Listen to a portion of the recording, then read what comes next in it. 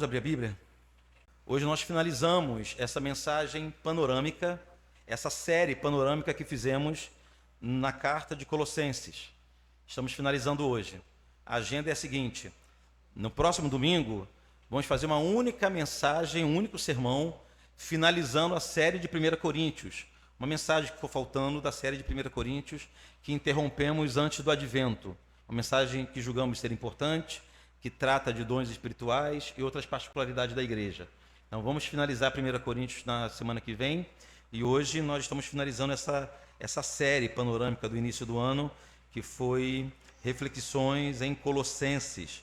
Chegamos hoje no capítulo 3, vamos fazer uma leitura do capítulo 3, versículo 18, até o capítulo 4, versículo 5, do 3:18 ao 4:5.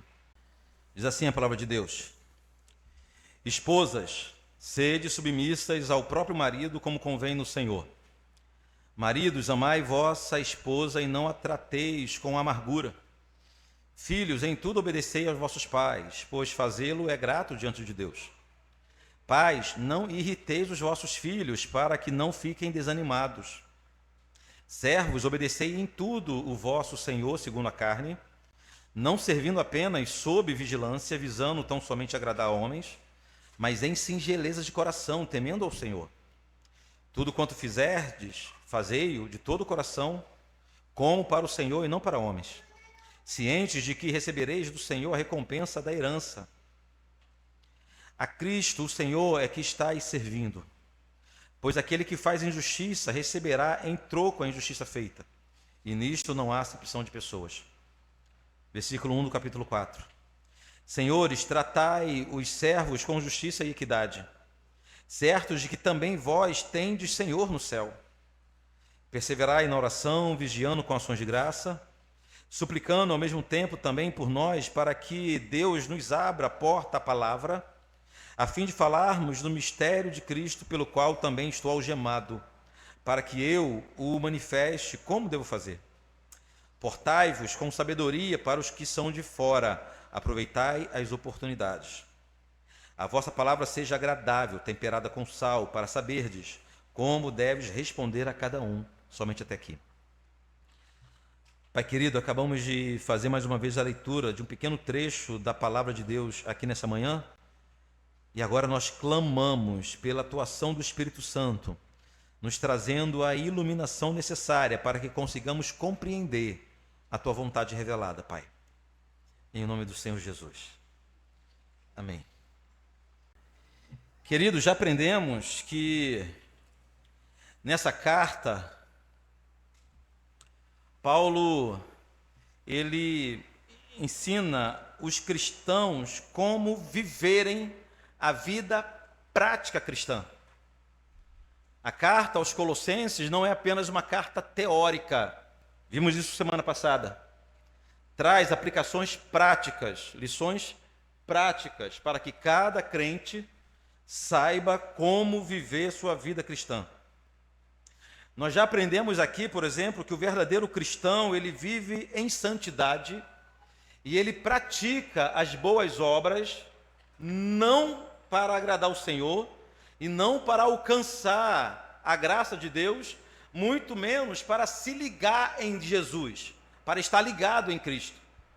Nós aprendemos que é justamente ao contrário.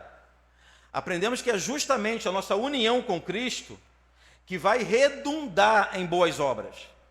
Aprendemos que é justamente a nossa união com Jesus que vai resultar em uma vida de santidade.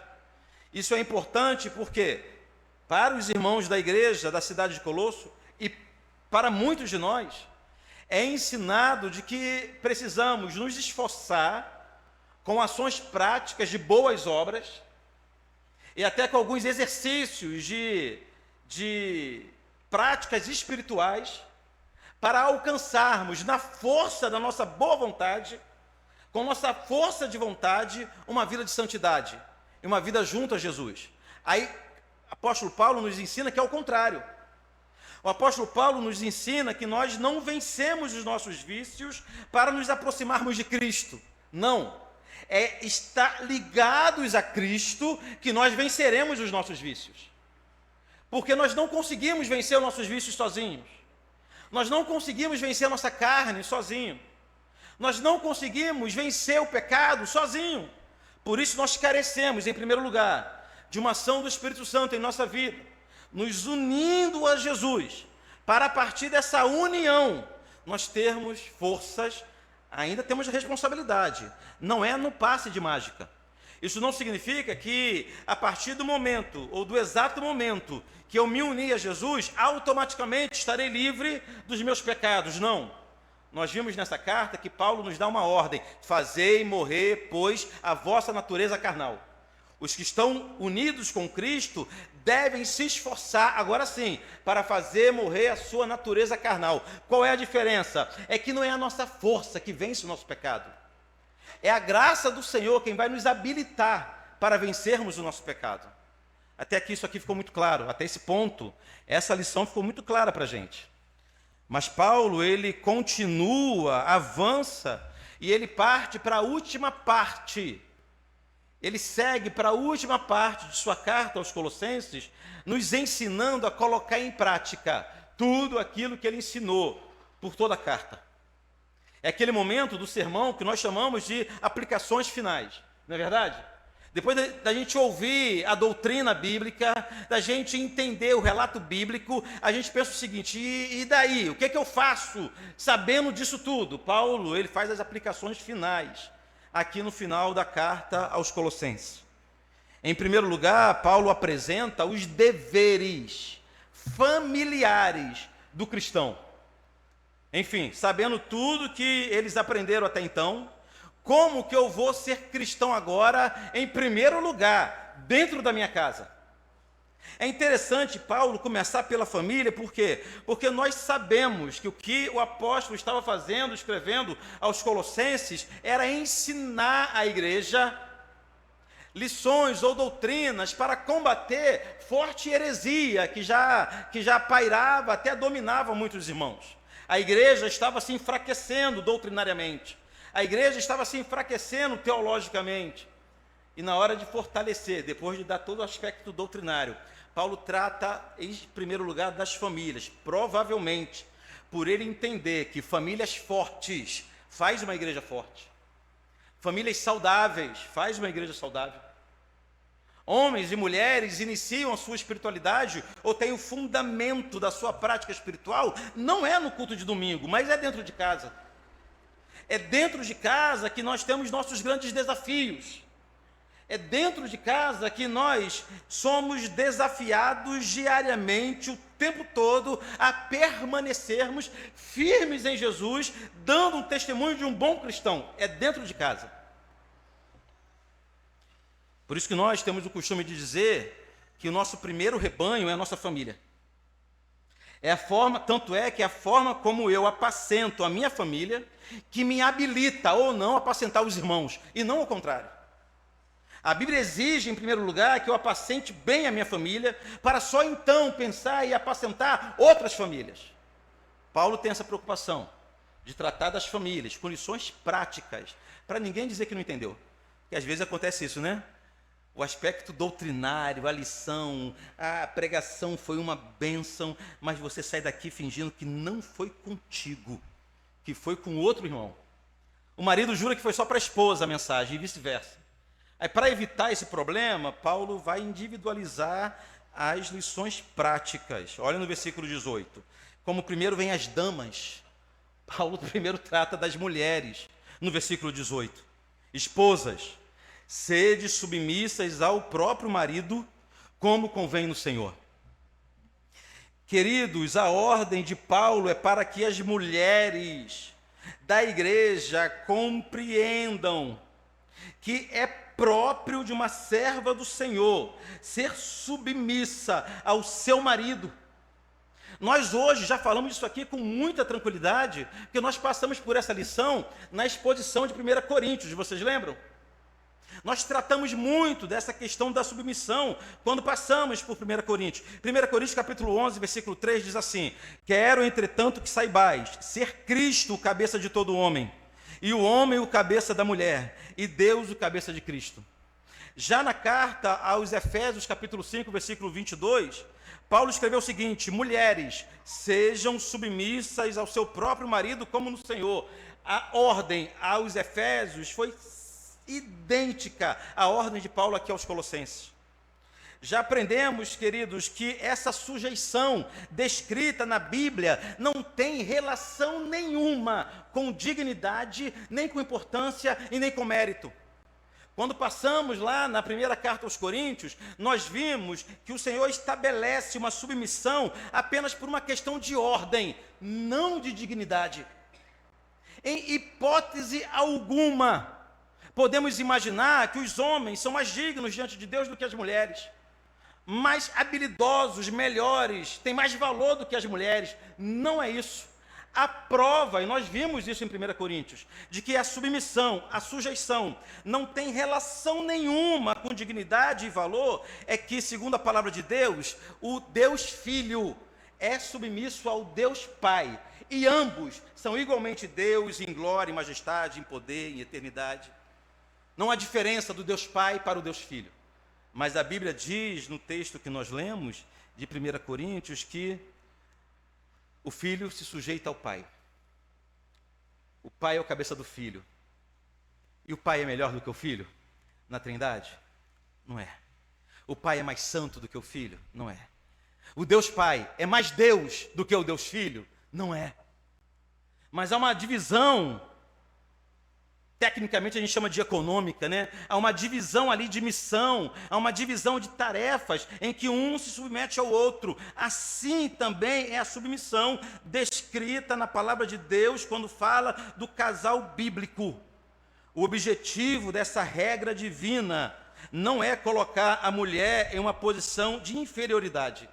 Mas o objetivo dessa regra divina, irmãos, é tão somente estabelecer uma ordem em que cada integrante da família tem sua missão e função designada por Jesus, designada por Deus. Quem define as funções dentro do lar não é a cultura, não é a sociedade e também não é a religião, é Deus. Deus que definiu que cada um agiria em uma esfera de forma que um complementasse o outro. Por isso que ele pôs isso em ordem. Então precisa ficar muito claro isso aqui. O Senhor está evitando a desordem. O Senhor está fazendo uma analogia do casamento também com o seu relacionamento, do relacionamento de Jesus com a igreja. Há coisas muito sublimes que é revelada nessa sujeição e que nada tem a ver com opressão, que nada tem a ver com grosseria. E vamos chegar lá, na parte dos homens, não é verdade? Porém, antes, preciso lembrá-los, o que nós já aprendemos aqui, é que essa submissão que a esposa precisa ter ao seu marido não pode ser confundida com obediência incondicional. Ninguém nesse mundo deve obediência incondicional a ninguém. Há limite. Há limite. Há limite da dignidade. Há limite da sua fé em Jesus. Há limite. Ninguém é obrigado a fazer aquilo que sabidamente é algo errado diante de Deus, ou um crime perante a sociedade. Então há limite. A submissão descrita na Bíblia não pode ser usada como pretexto para nenhum tipo de opressão, para nenhum tipo de dor, para nada disso. Mas seguindo as orientações para as famílias, Paulo também fala aos maridos agora no versículo 19. Maridos, amai vossa esposa e não a trateis com amargura. Queridos, a ordem que os maridos recebem é que eles devem amar suas esposas. E como nós já entendemos que amor não é mero sentimento, amor não é mero sentimento, então os maridos eles devem viver de forma que todos percebam o quanto ele ama a sua própria esposa. Devemos cuidar de nossas esposas. Devemos servir nossas esposas. Devemos dedicar nossa vida, nossas intenções a elas. Devemos atendê-la, suprir suas necessidades, abençoá-la, fazer com que ela seja feliz, doar nossa vida para ela e morrer por ela se for necessário. É dessa forma que a Bíblia nos orienta, os homens, a amar as esposas. O nosso referencial de amor, o nosso paradigma de amor, é a forma como o Senhor Jesus amou a igreja. Escrevendo aos Efésios, Paulo nos deixou isso muito claro. Maridos, amai vossa mulher, como também Cristo amou a igreja e a si mesmo se entregou. Eu já falei isso aqui 1000 vezes e vou repetir de novo, até entrar na cabeça de vocês. O nosso exemplo, irmãos, homens, o nosso exemplo de amor não é Romeu e Julieta. A Bíblia não manda a gente amar a nossa esposa como Romeu amou Julieta, como Tristão amou Isolda, nada disso. A Bíblia manda que nós amemos nossa esposa como Jesus amou a igreja, é só isso. A régua está altíssima, não é verdade? Como que Cristo amou a igreja, Marquinhos? Morrendo por ela, entregando sua vida por ela, colocando os interesses dela acima do seu interesse, se sacrificando por ela, dando o seu sangue por ela. É assim, tendo Cristo como exemplo, que cada homem deve amar sua esposa, e é disso que Paulo está dizendo aqui.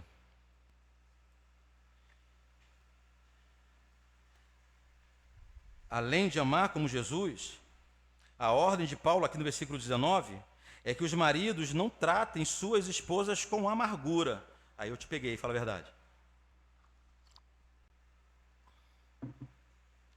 A irmã não fica olhando de rabo de olho para o marido não, hein? Na versão King James, esse versículo está assim: marido, cada um de vós ame sua esposa e não a trate com grosseria. Nem precisa explicar. Nem precisa de exegese aqui. Você entendeu, não entendeu? Às vezes você finge que não entende, mas você entende perfeitamente a ordem bíblica de amar e não ser grosso com a sua esposa. Nós não temos mais a desculpa de que esse modo grosso de ser, rude de ser, é muito de nossa herança masculina, da nossa cultura de masculinidade. Isso não é desculpa. Já aprendemos nesse mesmo texto que devemos matar a nossa natureza caída, a nossa natureza carnal, e aquela grosseria, aquela estupidez que nós tínhamos, era a marca própria, típica, inerente da nossa natureza caída, não mais de um servo de Deus. Então, amor nesse contexto é muito mais do que palavras, é muito mais do que sentimentos. Amor é atitude. Reverendo Hernandes Dias Lopes nos dá uma explicação desse ponto. Olha, em vez de tratar a esposa com amargura, o marido precisa ser o bálsamo na vida dela, um aliviador de tensões, um amigo presente, um companheiro que vive a vida comum do lar, servindo-a e protegendo-a. Muito bem explicado, não é verdade? Por isso, queridos, que Paulo ensinou anteriormente a necessidade de estar ligado a Jesus, estar unido a Cristo. Somente um homem unido a Cristo vai desempenhar bem o seu papel de marido dentro do lar. Somente um homem unido a Jesus.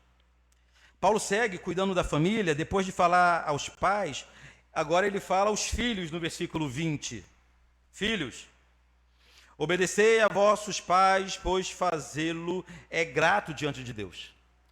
De tantas coisas que tinha para se falar aos filhos, Paulo resumiu suas instruções aos filhos em uma simples palavra: obediência. A obediência precisa ser a marca característica de um jovem cristão, de uma jovem cristã. A obediência é a marca daquele que confia, que está debaixo dos cuidados do Deus que tudo sabe.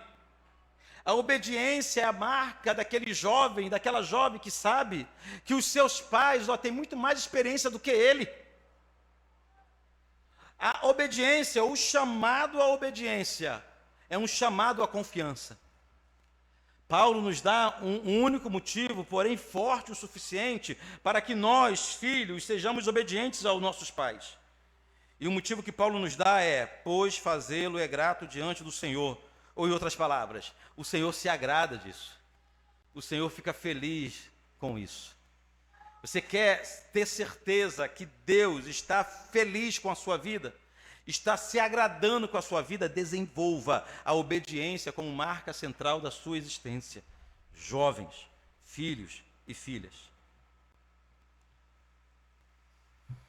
Paulo segue tratando da família, dando agora de novo atenção aos pais. Na verdade, primeiro ele falou do marido e da mulher, né? Do homem e da mulher de forma distinta. Agora fala do homem e da mulher na condição de pais, no versículo 21. Pais, não irriteis os vossos filhos, para que não fiquem desanimados. Essa é uma outra regra que nós esquecemos. Se os filhos precisam ser obedientes, os pais não devem irritá-los, promover ira em seu coração. Tá certo, tem hora que eles vão ficar irritados injustamente. Mas eu estou falando, e você está entendendo, daquele momento em que nós agimos de forma injusta, desleal, insegura, acabando gerando revolta no coração do menino ou da menina. Se você é um ser humano como eu, de carne e osso, viveu ali nasceu no finalzinho de 70, foi criança em 80, 90, você apanhava bonito. Cada surra que eu tomava, eu jurava que eu ia sair de casa assim que eu puder. Eu vou sair de casa, eu nunca mais vou me ver. Vou pegar tudo que eu tenho e vou sair de casa. Rapaz, e sabe, é que eu falo com meu pai hoje, ele não vai lembrar, claro, ele não vai lembrar disso. Ainda mais quando a gente sabia que tinha sido injusto. Sabia? Eram 6 crianças. 6 crianças em casa. Aparecia um troço errado, os 6 apanhavam. Gente, não faz sentido isso. Faz sentido? Não sou revoltado com meu pai, não. Eu amo meu pai, eu tenho o maior carinho por ele, minha mãe, mas nesse ponto ele errou. São 6. Vamos descobrir quem foi. Eu entendo eles que era dificílimo. A ideia deles era um caguetar o outro, mas, gente, ninguém sabia. O muquirana que fez aquilo não falava, fez algo escondido. Um ódio que estava no coração, rapaz. Uma revolta. Aí, quando a gente ficava revoltado, se falasse alguma coisa, apanhava mais. Que alegria. Que alegria.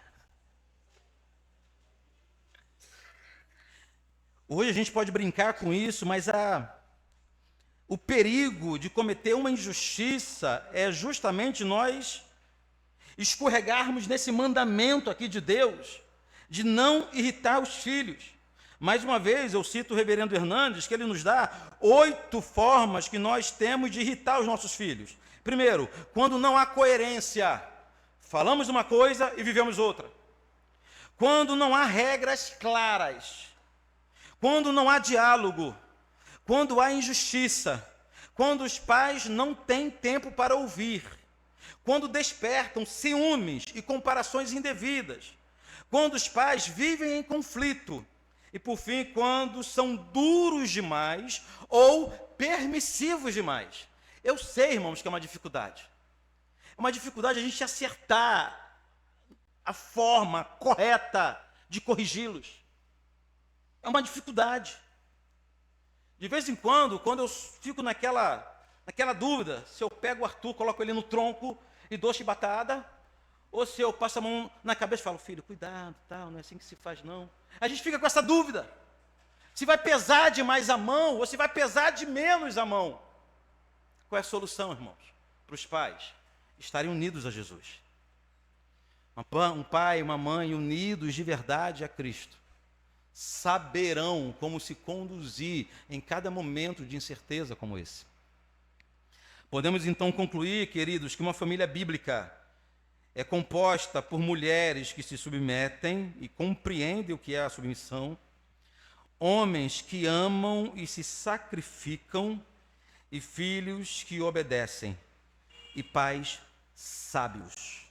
Caracteriza uma família cristã. E esse é apenas o primeiro trecho dessa parte da carta.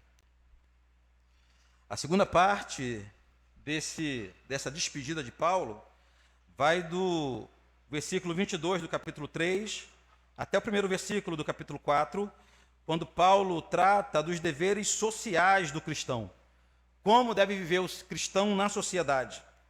Para isso, Paulo usa como exemplo duas classes de pessoas, duas classes distintas e antagônicas entre si: os servos e os senhores, os empregados e os patrões. Paulo usa essas duas classes da sociedade como exemplo para nos ensinar como é viver a vida cristã do lado de fora da igreja. Primeiro, Paulo escreveu aos escravos, do versículo 22 ao versículo 25. Queridos, aqui em nossa versão da Bíblia, o que Paulo chama, ou foi traduzido como servos, no versículo 22, literalmente significa escravos. Um parênteses aqui para a gente entender melhor. A escravidão era socialmente aceita nesse período. A escravidão, nesse período, em alguns casos, era até a única forma de sobrevivência. Há relatos, por exemplo, que era melhor ser um escravo na cidade do que um camponês livre. Um camponês livre passava muito mais necessidade, muito mais aperto do que um escravo na cidade. A escravidão, nesse contexto, não pode ser em nada comparada à escravidão moderna, que aconteceu sobretudo aqui no Brasil. Tem o mesmo nome, mas são coisas completamente distintas. A escravidão, nesse contexto, foi uma questão muito mais social, em que para algumas pessoas era a válvula de escape. Algumas preferiam ser escravos, se entregavam para ser escravo em boas casas. Em alguns casos, o escravo acabava herdando a herança do seu senhor. Havia um tempo para ele se tornar livre, depois de passar alguns anos como escravos. Então, sim, aqui é escravidão, mas nós temos que ter em mente que a escravidão no primeiro século, nesse período, era diferente da escravidão moderna, era diferente daquele episódio lá no Egito, era um outro contexto. O Evangelho chega nesse contexto não para acabar com a escravidão. O Evangelho chega nesse contexto para trazer esperança aos servos e disciplina aos senhores. É isso que Paulo nos ensina aqui. Em primeiro lugar, ele trata dos servos. Ele lança 3 princípios que todo servo, e hoje, como nós não temos escravos, podemos facilmente aplicar essas lições a todo tipo de trabalhadores. Todo tipo de trabalhador. Todos os trabalhadores. Então, pense bem, há 3 princípios ensinados por Paulo aqui para os trabalhadores. O primeiro, o cristão precisa entender o seu trabalho como algo de caráter espiritual. Nós devemos parar com essa ideia de dividir a nossa vida entre o espiritual e o material, como se nós pudéssemos fazer isso, como se não fôssemos uma pessoa só, como se tudo não estivesse misturado. Então, o nosso trabalho também é espiritual. Versículo 23 diz assim, tudo quando fizerdes, fazei-o de todo o coração, como para o Senhor, e não para homens. Paulo estava ensinando, queridos, que é a mundana, a ideia de que tem essa divisão entre o espiritual e o material, o que leva muitas pessoas a lidar, ou agir, ou se envolver com questões pecaminosas no seu ambiente de trabalho, com a desculpa de que aquilo ali não é igreja. Não é verdade? Imagina um advogado, como ele é tentado, as tentações que um advogado sofre para esquecer que é cristão em determinado momento. Em outras, no policial, um médico, outras funções. um homem de negócio, um vendedor. Um vendedor. Como é que o vendedor ele tem facilidade de esquecer que é cristão na hora de fechar um negócio? Por quê? Porque ele acredita que existe essa divisão entre o espiritual e o humano, o espiritual e o material. Paulo ensina que não. Além disso, o que a Bíblia está nos ensinando é que para o cristão o trabalho não é um fardo infeliz. O cristão não é aquele que vai para o trabalho amaldiçoando o seu patrão, amaldiçoando a sua empresa. Pelo contrário, o cristão ele entende que o seu trabalho é o instrumento de Deus para o seu sustento. Ele pode perfeitamente planejar, mudar de função, mudar de área, mudar de carreira. Já vimos isso aqui semana passada, mas ele vai fazer isso com objetivo melhores, pela via positiva e nunca por ser movido por descontentamento. Um cristão não é movido por descontentamento. Paulo está ensinando que tudo que nós fazemos, devemos fazer de coração. É apenas o primeiro princípio. O segundo princípio, aprendemos que o trabalhador cristão deve esperar a recompensa que vem do Senhor, pois, muito possivelmente, aqui no mundo você não terá essa recompensa. Olha o versículo 24. Cientes de que recebereis do Senhor a recompensa da herança. A Cristo Senhor é quem estáis servindo. Olha que maravilha. Não é o seu patrão. Você está servindo a Deus. Em última instância, é a Deus que você está servindo. Em última instância, o objetivo do seu trabalho é que o nome do Senhor seja glorificado. As grandes frustrações de nossa vida acontecem porque esperamos recompensa total e plena ainda aqui nessa terra. Quantas pessoas frustradas, desalentadas, porque não tiveram a recompensa, o retorno que achava que deveria ter. O retorno justo para o investimento que fez. Hoje há um exército de pessoas frustradas profissionalmente por causa disso.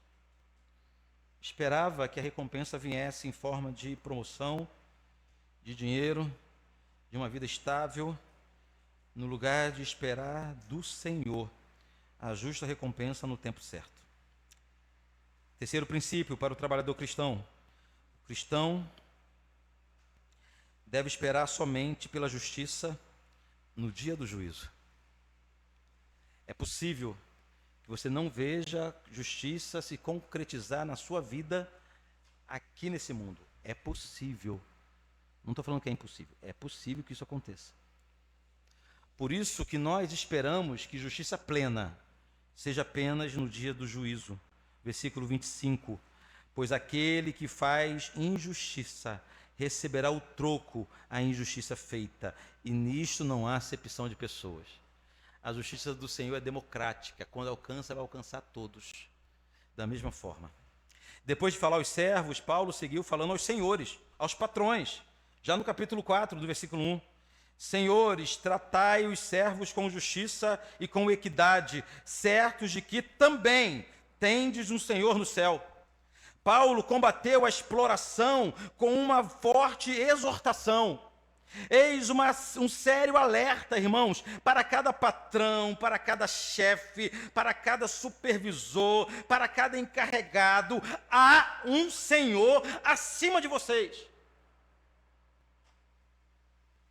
Se você se enquadra nessa classe de pessoas, se você está enquadrado nessa classe de pessoas que tem um grupo de gente abaixo de você, se submetendo às suas ordens, não esqueça jamais, eles não lhe pertencem. Eles têm um Senhor que é o mesmo teu Senhor. Trate-os com dignidade, trate-os com todo carinho, trate-os com toda justiça. É isso que a palavra está nos ensinando. Os colossenses estavam aprendendo, ou pelo menos os patrões, os chefes, os donos de empresa, os donos de campo, lá da igreja de Colosso estava aprendendo que os seus funcionários devem ser tratados como irmãos. Irmãos. Olha o desafio. Que quando o evangelho alcança, transforma patrão e empregado em irmãos. Encarregado e subordinado em irmãos. Superior e subalterno em irmãos. Irmãos. Acho que foi o Felipe Dantas que me contou. Felipe é sargento, né? Aqui na igreja tem uns 40 sargentos. Eu sozinho posso encarar a Venezuela, né? Tem uns 40 sargentos aqui. Tem sub também, né? Mas tá, reformou, né? É sub. Aqui, Araújo? É sub não, né? Sargento também? Meu Deus do céu. Ó, tem sargento aqui. Cuidado. Sargento. Daqui a pouco é Marquinhos também. Falta pouco, né, Marco? Felipe Dantas contando o seguinte, que ele chegou na igreja, encontrou o irmão lá um conhecido lá do quartel, que ele falava pouco com ele, superior a ele lá no quartel, não tinha muito contato, se encontraram lá na mesma igreja. Aí o rapaz chegou perto dele, ó, aqui você pode falar normalmente comigo. Aí falou, oh, se não avisa, hein? Eu ia bater continente para você na hora do culto. Se não avisa, talvez o irmão está acostumado a tratar outros com diferença, mesmo em outro ambiente. Talvez na cabeça dele, encontrar um funcionário subalterno, alguém inferior a ele, no ambiente de culto, ele deve tratá-los também como alguém superior. Aí o evangelho chega nesse contexto e diz que não, que diante de Deus todos são iguais. São todos irmãos. Todos sentam igualmente para ouvir a palavra de Deus. Todos se levantam igualmente para louvar o nome do Senhor Jesus. Não há lugar privilegiado para ninguém. Pelo menos nas igrejas sérias. Não há, não há.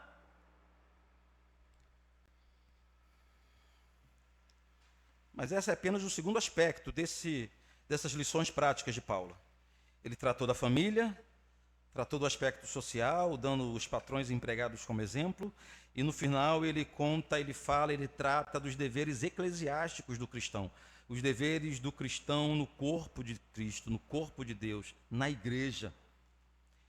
Nesse ponto também, claro, que Paulo está fazendo essas aplicações de forma resumida, né? Ele resume os deveres do cristão na igreja em apenas duas ações: orar e evangelizar. Primeiro, Paulo aponta a oração como marca do verdadeiro cristão no capítulo 4, do versículo 2 ao 4. Perseverai em oração, vigiando com ações de graça, suplicai ao mesmo tempo também por nós, para que o Deus nos abra a porta à palavra, a fim de falarmos do mistério de Cristo, pelo qual também estou algemado, para que eu manifeste como devo fazer. Claro que Paulo tem aqui um pedido de oração específico, mas ele aponta a oração como sendo uma marca também distintiva do verdadeiro cristão e que nós devemos colocar em prática. Uma marca visível da vida cristã prática. Não é apenas orar, irmãos, percebam. Paulo não está falando o seguinte, ó, de vez em quando faça uma oração, ó, quando lembrar, ore pelos irmãos. Não, se puder, tenha uma vida de oração, não é isso. A ordem é simples, está no imperativo. Perseverai em oração. Em outras palavras, orai sem cessar. Não deixe de orar, não pare de orar, não esmoreça na oração.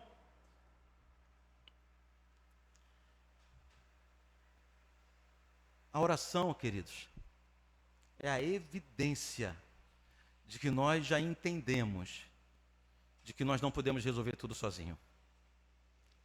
A oração é a evidência de que nós somos dependentes de Deus. Por que nós oramos? Porque nós somos incapazes. Não temos forças, não temos condições sozinhos de seguir. Além da oração, Paulo aponta o evangelismo ou a evangelização como dever do cristão. No capítulo 4, do versículo 5 ao 6.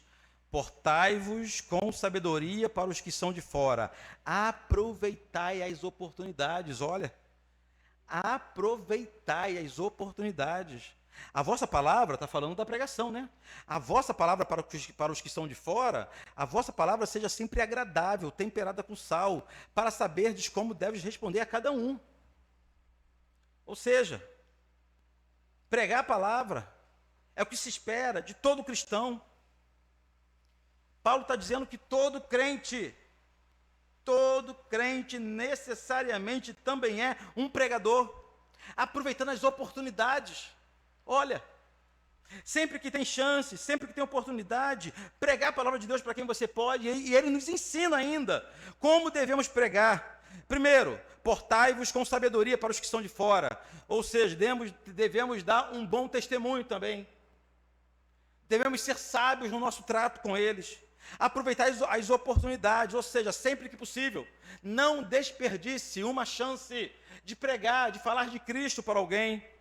Terceiro, a vossa palavra seja sempre agradável. Ou seja, devemos ter uma palavra temperada, uma palavra mansa. Devemos ser brabos se necessário. Mas normalmente, com a palavra mansa, que apazigua o furor, nós conseguimos mais êxito em nossa pregação da palavra de Deus. E assim termina essa parte prática da carta aos Colossenses. Mais uma vez, queridos, eu preciso lembrá-los que Paulo estava combatendo uma forte heresia. A principal mensagem dessa carta é nos lembrar que, estando definitivamente unidos a Jesus, a nossa vida será para sempre e completamente diferente de como era antes.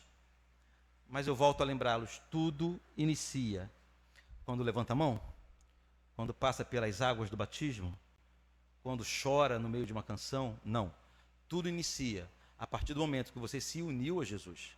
A sua união com Cristo é o ponto inicial, é o pontapé inicial, é o primeiro passo, é a sua união com Jesus.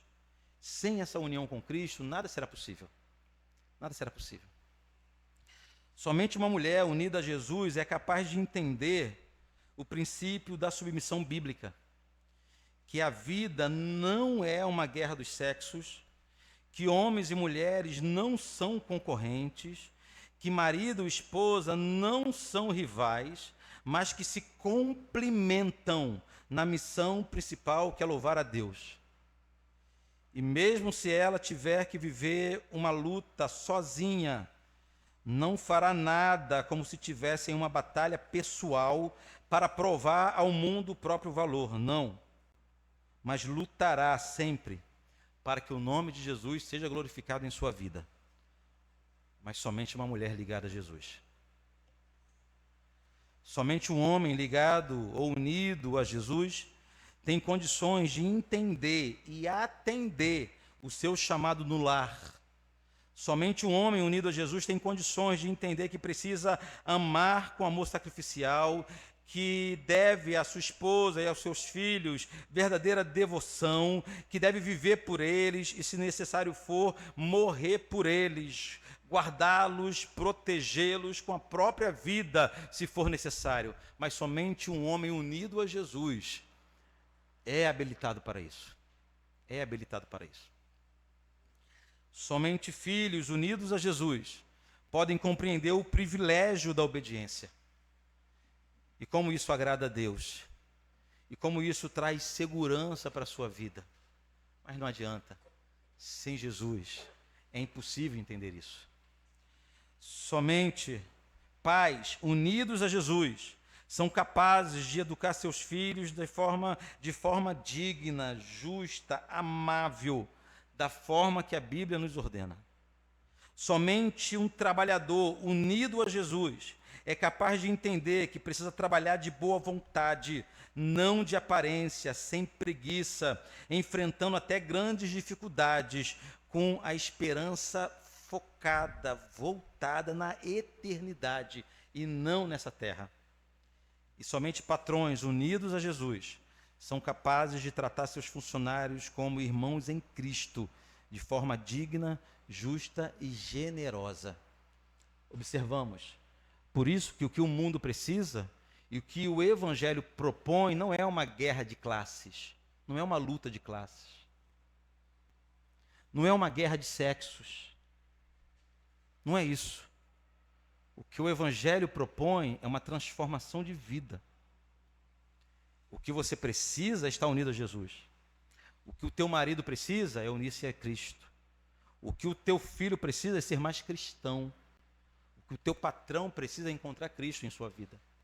O que os seus funcionários precisam é encontrar Jesus. Só assim tudo será transformado. Eu quero acabar agora com minhas aplicações práticas mais incisivas, pois podemos então afirmar que um crente que está verdadeiramente unido a Cristo não vive mais para a sua própria vontade, mas vive para fazer a vontade de Deus. Tem alegria em servir os irmãos. Luta diariamente contra o próprio pecado. É uma esposa submissa, é um esposo que ama como Jesus amou, é um filho conhecido por sua obediência, é um bom empregado que serve como quem serve ao Senhor, é um patrão justo e honesto, que lembra que tem um Senhor sobre si, é alguém que ama com o coração, é alguém dado à oração, é alguém dado ao evangelismo, é alguém que ama a igreja. Tudo isso somente porque conheceu Jesus e foi transformado por ele. Amém?